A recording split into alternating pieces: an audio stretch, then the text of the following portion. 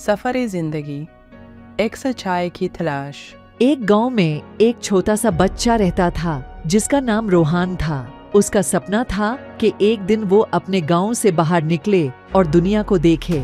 एक दिन रोहान अपने गांव से निकलकर एक नए सफर पर निकला। उसने अनजाने रास्ते छूने और नए लोगों से मिला। रोहान का सफर आगे बढ़ता गया, लेकिन उसने महसूस किया कि हर मोड़ पर उसे कुछ नया सीखने को मिलता है।